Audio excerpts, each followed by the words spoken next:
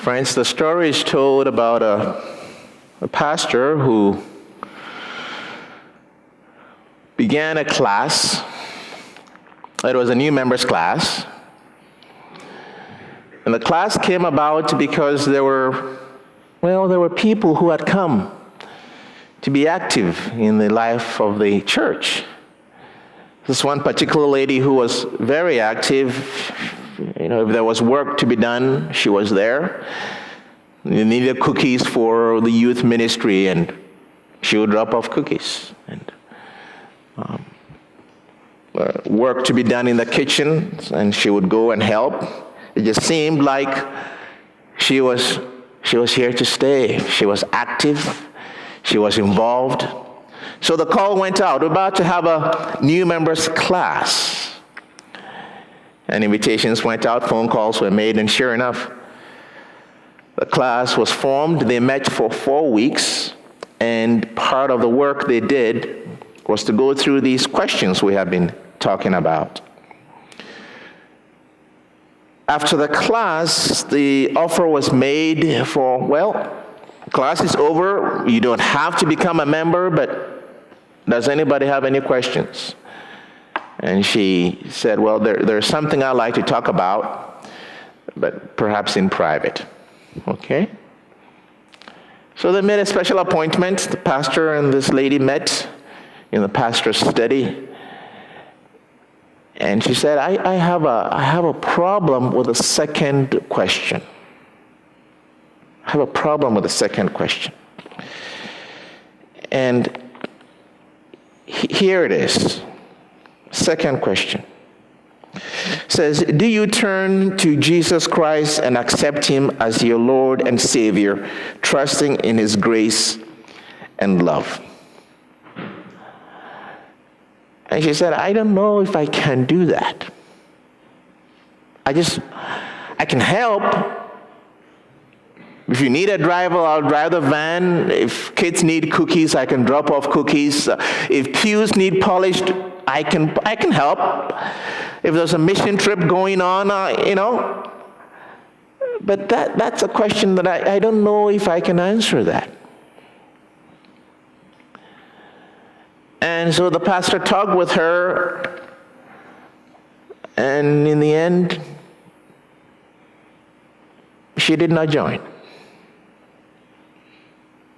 I just don't know if I can answer that.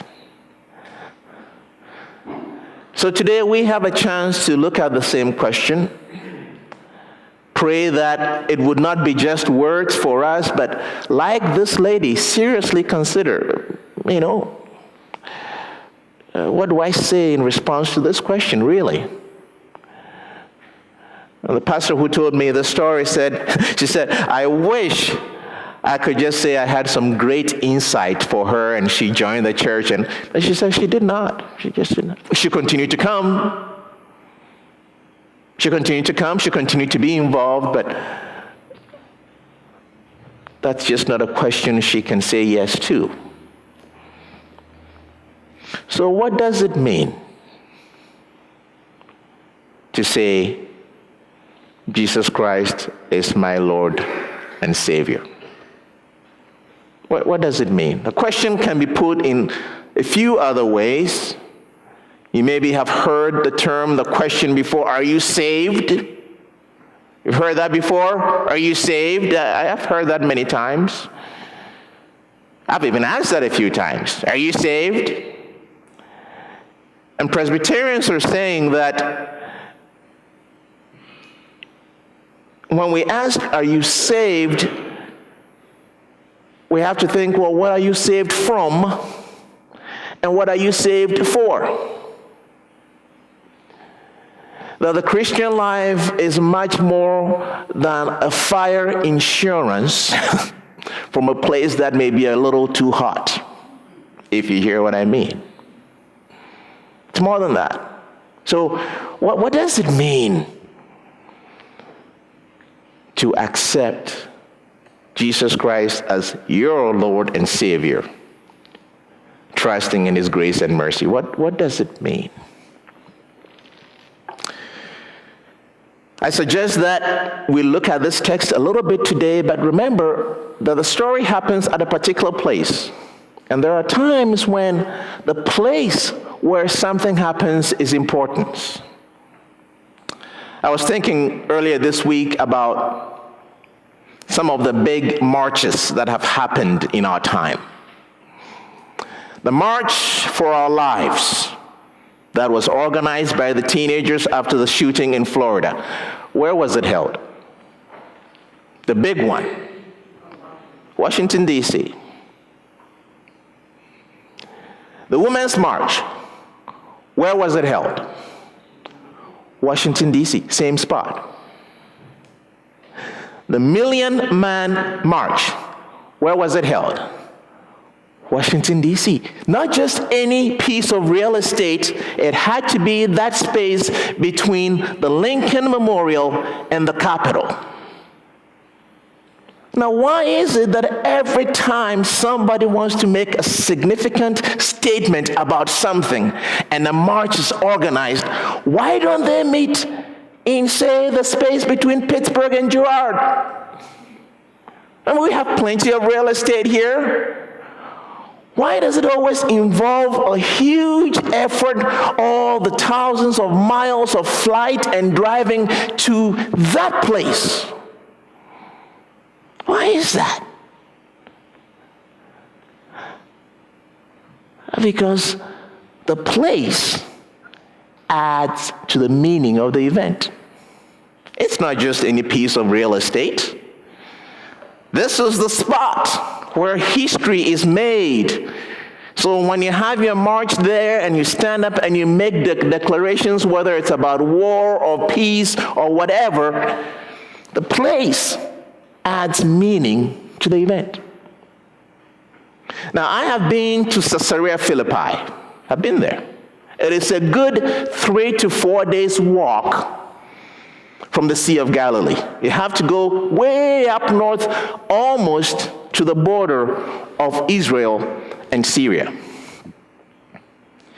In other words, Jesus goes out of his way with these disciples, just 12 of them. They walk 3 to 4 days all the way up there so that he can ask them this question and have them consider this question. Now, why does he do that? Why couldn't they just discuss it by the Sea of Galilee? Why do they have to go all the way up there to Caesarea Philippi to face this question? Well, it turns out Caesarea Philippi has a unique history. You see, this township was a gift from Caesar Augustus to a gentleman by the name of Philip, who was the son of Herod the Great. Herod the Great, the Herod the Great, one who was in charge when Jesus was born, remember?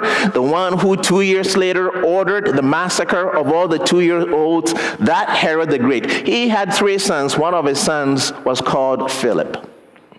And Caesar Augustus, the emperor of Rome, gifted this part of Israel to Philip. And he made all sorts of renovations, built a road, built temples and all of that, and named it after himself and Caesar.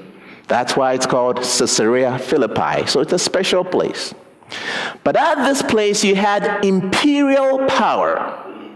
You had symbols and statues of Roman imperial power. You also had temples of Pan, of Baal, of systems of belief there. So it's as if Jesus takes the disciples all the way up there. 4 days they had to walk to say, okay, here we are. Look around. We are at a special place, a place that stands for something. Now, in light of all this background, who do people say that I am? Now, I suggest to you that that question isn't because Jesus was wondering what people were saying. He knew what people were saying. This is just word on the street, right? People are just suggesting and wondering. You know, this isn't the first time somebody has shown up and done wonderful things. So the disciples said, well, you know, maybe Elijah, maybe Jeremiah, maybe John the Baptist, maybe one of the prophets. But I have to tell you, this part of the text I don't quite get. I don't quite understand, because, Jeremiah was a major prophet in the Old Testament, so what does it mean to wonder if Jesus is in some form Jeremiah? I don't know. So if you figure it out, let me know. But that part of it I haven't figured out. Because there's a concept called reincarnation, right? We've all heard of reincarnation. That doesn't seem to be what the text is talking about. So that part of it I haven't figured out. Roger, when you have it figured out, give me a call. I don't know that part. But there is this idea that this Jesus figure represents somebody who did something big, because all these figures are massive figures in the story of Israel.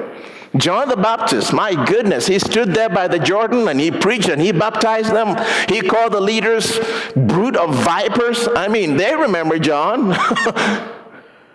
Elijah, he's the one who had the big, massive conflict on Mount Carmel with Jezebel and the prophets of Baal and all those prophets who were, these are huge, massive figures. But Jesus is really not all that interested about what the disciples think other people think of him, is he? No, he's warming them up to making what you would call a personal confession. Now, when we say confession, sometimes we mean confession of sins. That is, Lord, I've done some things wrong, or maybe I did not do some things I should have done, so I'm confessing. But in this sense, confession is something different. Confession is simply saying, declaring out loud with our mouths what we believe to be the case. So confession really is about agreeing, okay? So Jesus asked the disciples, okay, now what do you all think about who I am? Who do you say that I am? And there is silence. Who do you say that I am? He's asking for a personal confession. I might pause here and add that this is why we have confirmation in the Presbyterian Church. You may be baptized as a small child where you cannot speak for yourself, but at some point in your life, you are given an opportunity to confess with your own lips who you say Jesus is. That's why we have confirmation. Who do you say that I am? Not who does your mother think that I am? Who does your grandmother think that I am? It comes to who you say that I am. A call for personal, first-person, singular declaration. Not what anybody else thinks. We've heard that. Who do you say that I am? And that is a question that we have framed into second question of what it means to be a Presbyterian. Who do you say that I am? And Peter speaks up and he says that you are the Messiah, the Son of the living God. Jesus says to Peter, you are so smart. Is that what he said? No, that's not what he said.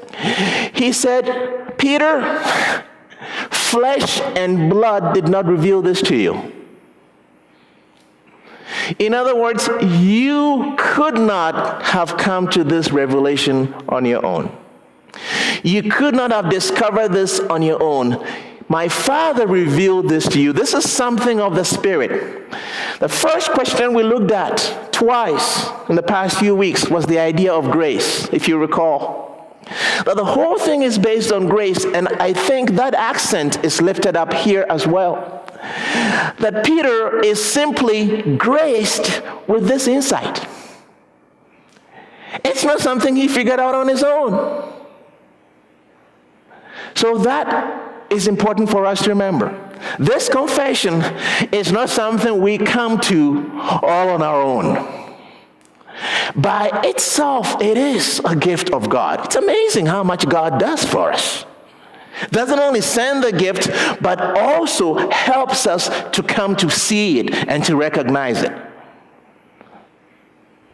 Peter, you did not come to this on your own. This was revealed to you by my Father. And then he goes on to talk about the importance of his own suffering as a Messiah. Now let's unpack what it means to be a Messiah for just a moment, because Peter thought he knew what Messiah meant. If we go back to the beginning, the people of Israel, descendants of Abraham, had this promise of God. And the promise was that they would have their own land, they would multiply, and they would be prosperous, and through them, God will bless all of the earth. That was a promise. What actually happened was quite different. Again and again, they found themselves not as people who owned their own land in freedom, but people who were under oppression. One power after the other occupied them, oppressed them, took them into exile, held them in slavery again and again and again and again. So when they talk about freedom, finally somebody is going to come to set us free, they are thinking, quite frankly, of political freedom. Peace of mind, finally. That's what they are thinking about. And this is the Messiah that everybody had been looking for. The person who would finally come, finally set things straight, and we would be free people.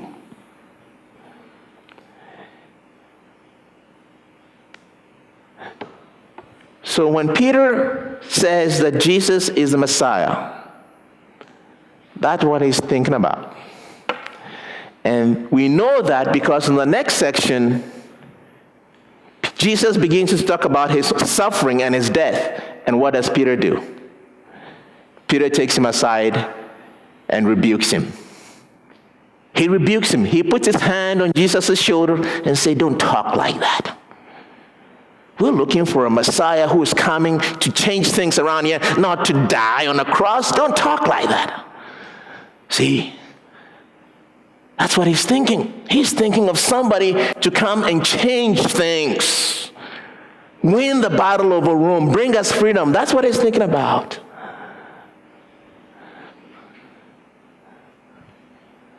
And that's why at the end of this passage, Jesus puts his hand on his lips and says, "Shh. Don't say a word to anybody. Don't tell anybody what the Spirit has revealed to you. Don't say a word." And you ask yourself, wait a minute, I thought we were supposed to joyfully share the good news of Jesus Christ. And now you find Jesus saying, don't say a word. Yes, he's saying don't say a word because they don't yet know the kind of Messiah he is. Nobody has any idea the kind of Messiah he is. So if they begin to speak, they'll be speaking about this military triumphalism, all this stuff they have in their mind. So he says, shh, don't repeat that, because you don't know what you're talking about. Quiet.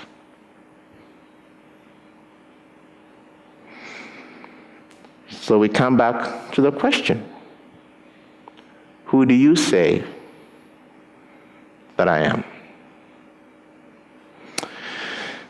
I think it's important to remember that Peter is, in a sense, a stand-in for all of us. Yes, Peter has a unique place it's true. Peter has a unique place in the history of the church. The Roman Catholics believe that Peter, in a sense, is the first pope, right? And he has a special authority in terms of apostolic succession, that Peter put his hand on one pope and another pope put their hand on another pope, and that's how the power flows. That's a Catholic position coming out of this text. That's not what Presbyterians believe, but there is no doubt that Peter has a unique place. But Peter, I think, is a stand-in for all of us. Peter speaks truths that he doesn't yet understand. You are the Messiah. Boy, is that true? Yes. Way beyond what he can possibly imagine. And he's willing to take the next step. He's willing to go with him. Not because he gets all of it, but just enough to take the next step. Just enough to take the next step. It reminds me of this journey that we are on. This spiritual journey, this desire of knowing God, of walking with Christ, of walking the walk, so to speak. That's why we call that spiritual journey. Because even Peter up there in Caesarea Philippi, even with the revelation, still does not have a full picture.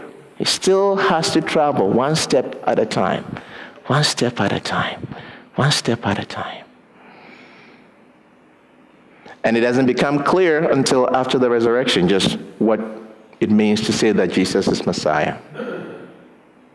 So the question before us is the same that the disciples faced. Who is Jesus Christ to us?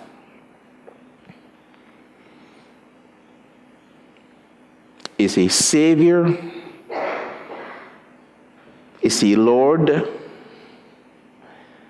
Is he a wonderful prophet, a great teacher?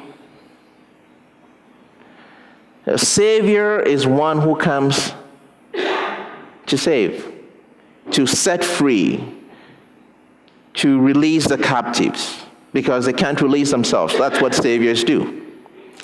Lord, Lord is the one who is master. Lord is the one who owns it all. Lord is the one to whom everybody owes final allegiance. Lord. So when he takes them up to Caesarea Philippi, and you see over there the statue of Caesar Augustus, and Peter says, "You are Lord," that is not just a religious statement. It is a political statement. Because everybody else is saying, who is Lord? Caesar. Everybody else is saying, Caesar is Lord, Caesar is Lord. Now you have these 12 guys saying, no. Jesus is Lord. Wow. I mean, don't let the word get out. We won't make it. So lordship. Imagine standing on that important real estate in Washington, D.C. As a born and raised American, not an immigrant like me, but a born and raised American. There's a difference. I get that. But stand there, look at the Lincoln Memorial, look at the Capitol building, and say, Jesus is Lord. That's what it means. That's what it means. Now, what's your response?